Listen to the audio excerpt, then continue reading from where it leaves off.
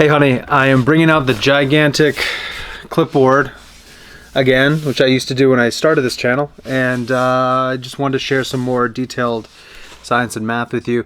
I've been working with my producer for the last couple of days in a row, several hours on FaceTime video, and we chat about the channel and how it's going to be uploaded. And she's been very helpful. We spent the first 90% of our time just joking, and then the last 10% actually working, barely. But it's been really, very helpful. So that's good. That's what's going on. My shirt's really dirty because I've been cooking all day. But it's been a good day. It's Patriots Day, Marathon Monday, and I made a bunch of food: steaks, salmon, chicken, Szechuan chili oil, coffee in the morning, eggs, beans.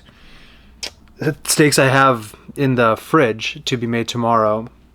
And it's something else I made.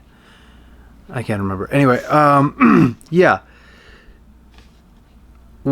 I struggle to figure out if I should be teaching you any of this stuff, because the fun part about learning is the discovery. It's stumbling upon a conclusion that someone else has independently verified with their own research.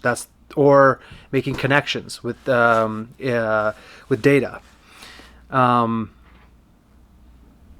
Those are the highest highs when it comes to learning, in my opinion. So I always worry that maybe teaching you things that I've learned over time would kind of take the fun away for you.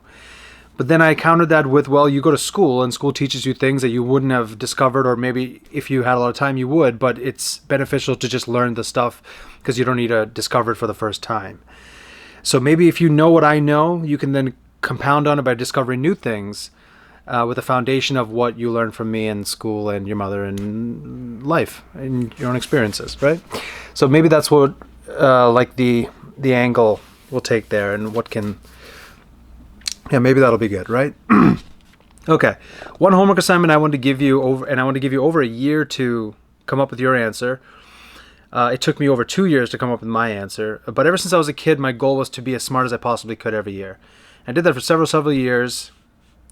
And I kept switching the room I was in, so that I was in the next room where I was the dumbest person, and then I tried to be the smartest one there, then I would go to the next room, and so on. And after so many years of doing this, I wrestled with the question, well, what does it mean to be smart? Because you almost seem to reach a plateau at a certain point of ability and knowledge and an understanding of data and facts and its properties, and it almost seems to plateau at a certain place, and now we maybe define smart by occupation or by the ability to do a certain job quicker than somebody else, etc. So I just want to give you a year to kind of work on that as a homework assignment. What does it mean to be smart? That took me over 2 years to define, and my definition, I like it now. I'm in a good place with it, but I will still wrestle with that definition for the rest of my life and see if I can get it even more truthful and more efficient in definition. But one thing I will say from the start is it appears that there's 3 levels of smart. The first is not knowing the fact or the data or the law or the truth. The second level, so you're now just an ignorant person. You are not aware of this thing.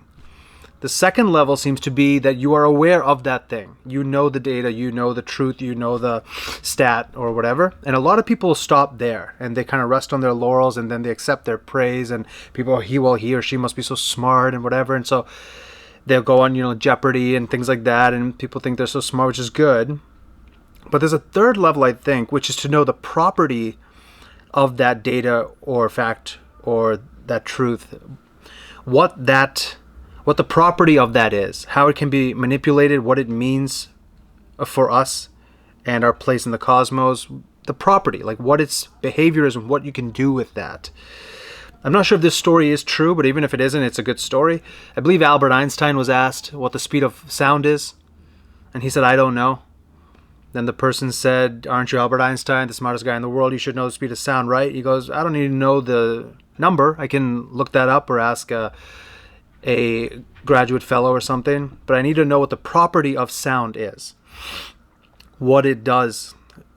Does it need a medium? Is it a transverse or longitudinal wave? Things like that.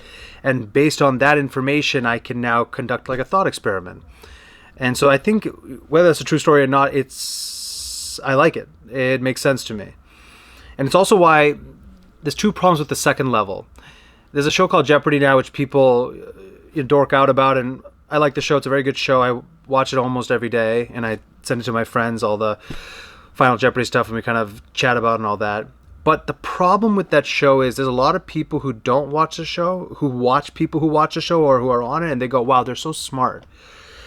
And that makes that person feel like they're not smart by observing this person going, you are so smart. And so that's now sidelining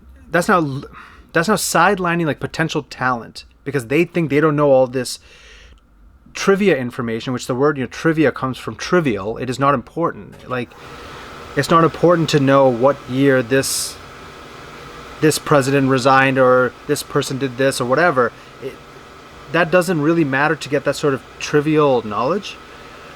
What matters is understanding the property of that. And if you want to see if their occupation is in line with their intelligence, that might be a way. Usually the people on Jeopardy don't have an occupation that is commensurate their intelligence.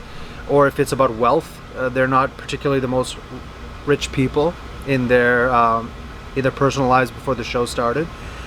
And a lot of people that are wealthy are not particularly smart. Even Warren Buffett, for example, says if you want to work in finance, you can give away a lot of your IQ. Like if you have like a 160 IQ or like a 150 IQ, you can give away like 20 or 30 points. You don't need to be the smartest person here. You just have to have emotional intelligence, and your financial behavior needs to be in line.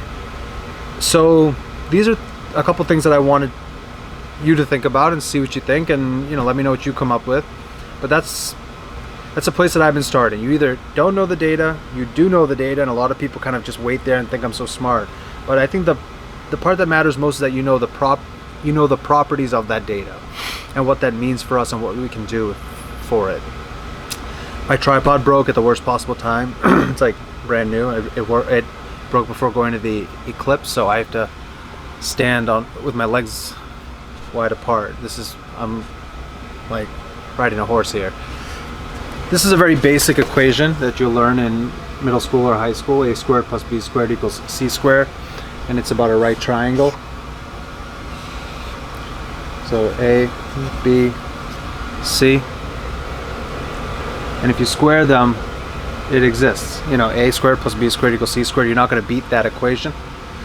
And unfortunately, I remember as a younger person, there was a lot of jokes about like, when am I going to use this as an adult? And that's a very tragic question. That's a great example of like, you either know the data or you either don't know the data, right? Before you learned this, you did not know that held true for a right triangle.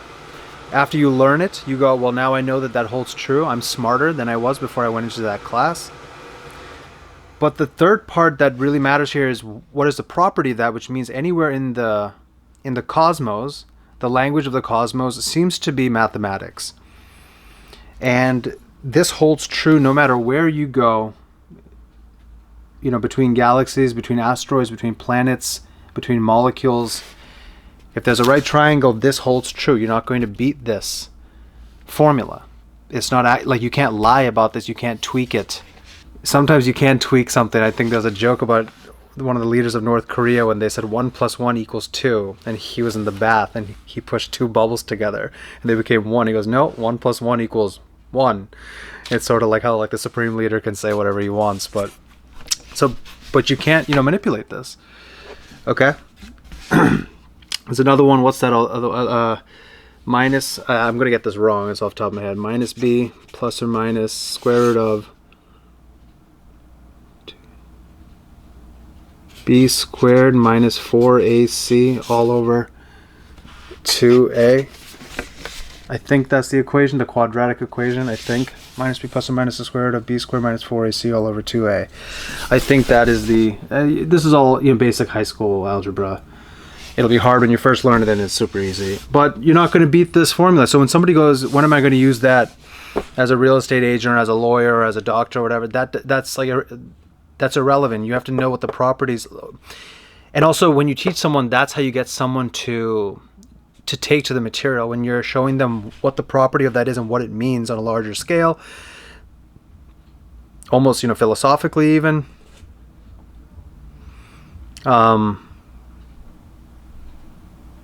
That math seems to be the language of the cosmos.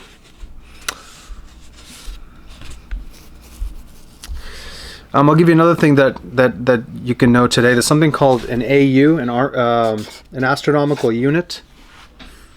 That is the distance between. I think I have my old stuff here that I used to show you. That's the distance between the sun and the Earth. Remember we talked about aphelion and perihelion? The distance between the sun and the Earth is an astronomical unit, an AU. There's an equation for that too, that it includes the Gaussian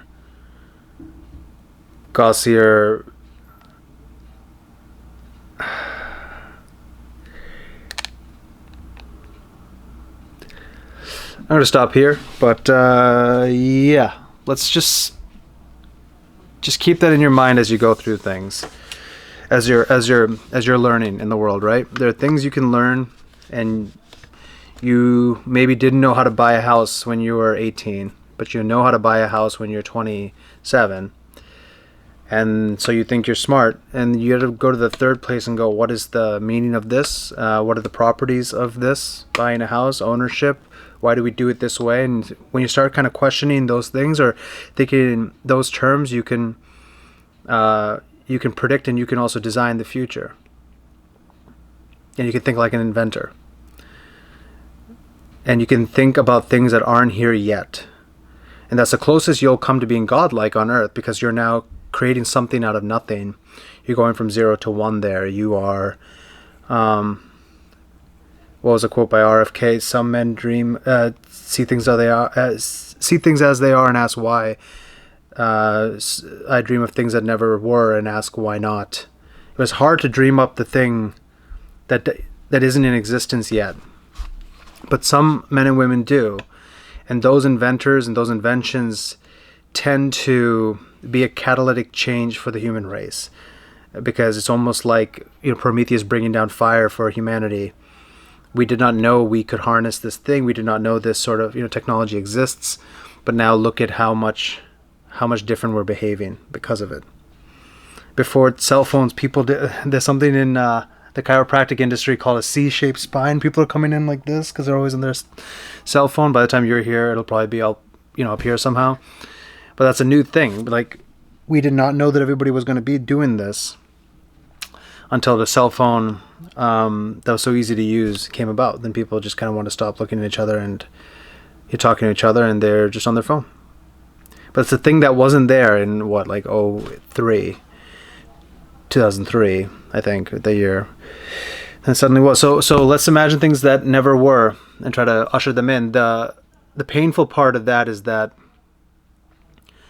most inventors or founders or forward-thinking people who can imagine things that aren't here, they'll never see their thoughts come to fruition, or their inventions become tangible in their time.